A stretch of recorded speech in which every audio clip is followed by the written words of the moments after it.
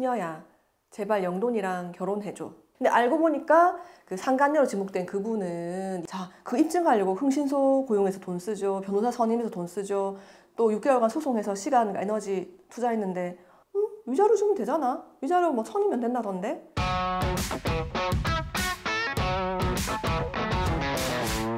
사실 황정음 씨 그 이혼 사건을 보면서 그 팬으로서 그리고 같은 여자로서 엄청 마음이 안 좋더라고요. 그리고 또 그런 상황에서도 어쨌건 연예계 활동도 다시 열심히 하시고, 특히 이제 그 SNL 할 때 마지막에 막 이렇게 울면서 고맙다고 응원해 주셔서 감사하다 이런 모습 볼 때 정말 좀 잘 됐으면 좋겠다 이제 이런 마음을 갖고 보게 되더라고요. 그런데 이제 황정음 씨가 지금 되게 힘든 상황이잖아요. 근데 안타까운 게 황정음 씨가 그 상간녀가 누구인지를 정확하게 모르시는 것 같더라고요.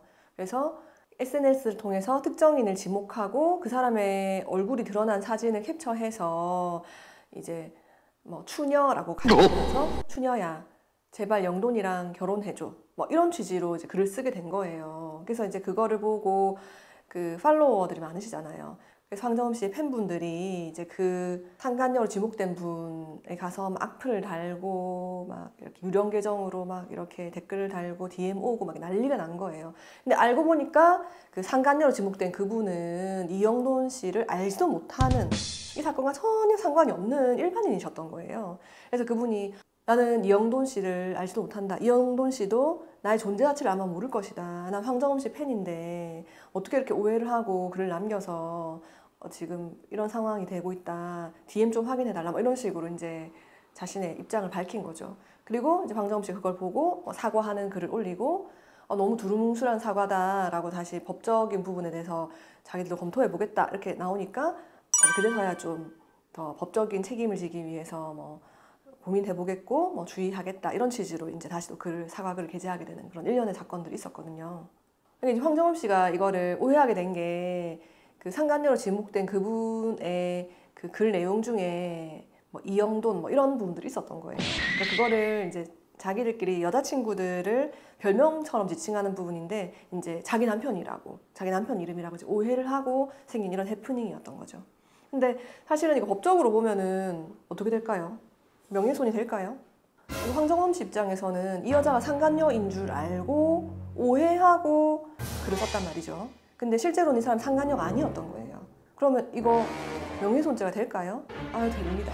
왜냐하면은 그 상간녀로 지목되었던 분이 실제로 상간녀인가 아닌가 하는 것은 황정음 씨의 어떤 행위의 동기에 불과한 것이죠. 동기에 불과한 것이고, 실제로 이 사람이 상간녀였든 아니었든 상관없이 그 사람을 상대로 해서 어떤 비방의 목적으로 뭐 사실 내지 허위 사실을 적시하기 위해서 한 것이죠. 물론 황정음 씨는 사실이라고 믿었을 것이고, 그렇기 때문에 정보통신망법상 소위 말하는 온라인 명예훼손죄가 성립되는 데는 큰 어려움이 없는 것이죠. 그래서 아마 황정음 씨도 그런 부분들 자문을 얻어서 즉시 사과하고 법적인 책임을 고민해 보겠다라고 글을 게재한 것이 아닌가 싶습니다. 근데 그 상간녀로 지목된 분 입장에서는 너무 황당할 것 같죠. 왜냐하면은 갑자기 나한테 추녀라는 별명이 붙고 생면부지의 사람들이 나한테 막 비난하는 글을 내가 하지도 않은 행동에 대해서 그러면은 이게 뭐 난 연예인도 아니고 그냥 일반인일 뿐인데, 그죠? 일상생활 자체가 불가능해질 정도고, 또 모르는 사람들이 봤으면 내가 진짜 그 상대방인지 오해받을 수도 있는 것이고, 그렇죠.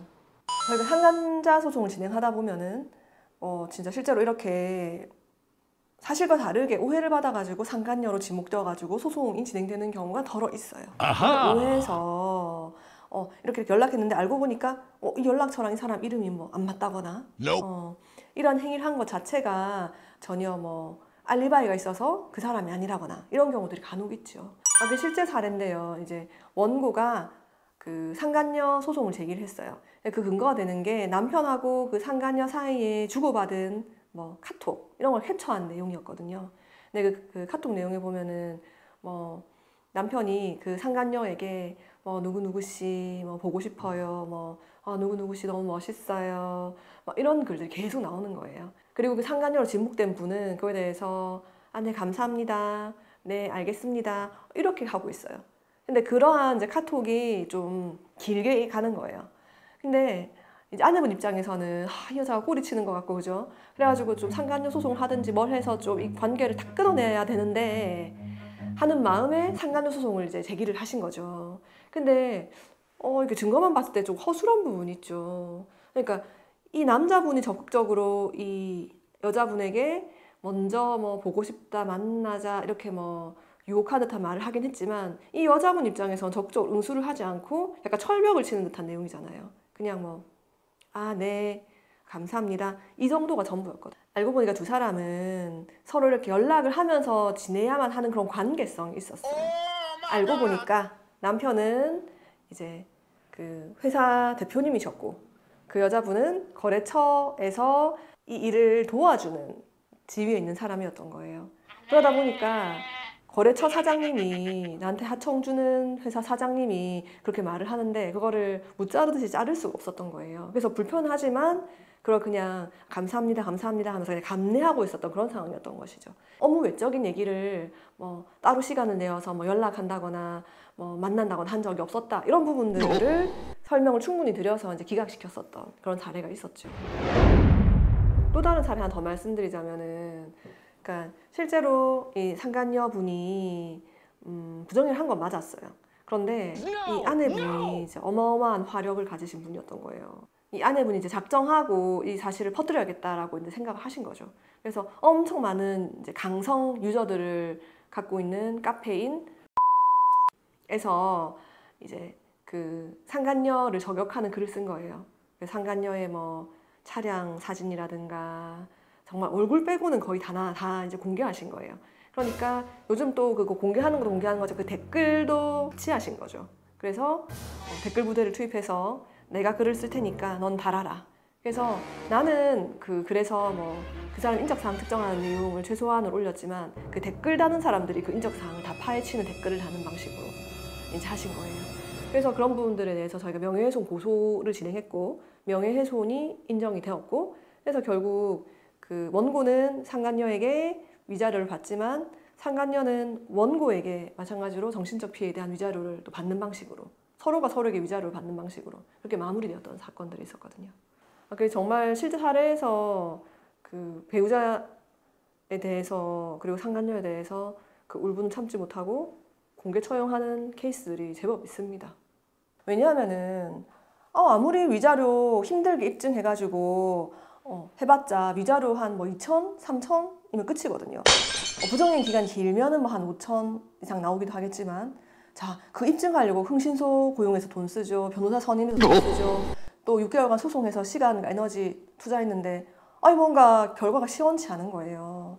미국에서는 징벌적 손해배상이라는 게 있어요. 그러니까 어떤 피해자를 상대로 해서 단순한 고의 정도가 아니라 어떤 악의를 품고 이런 불법행위를 하는 무분별한 불법행위를 하는 경우에 단순한 손해배상이 아니라 그 사람을 이제 처벌하는 듯한 추이의 손해배상을 하게끔 한다는 것이죠. 그런데 우리나라는 현실적으로 법 감정에 맞지 않는 위자료가 나오고 있다는 것이죠.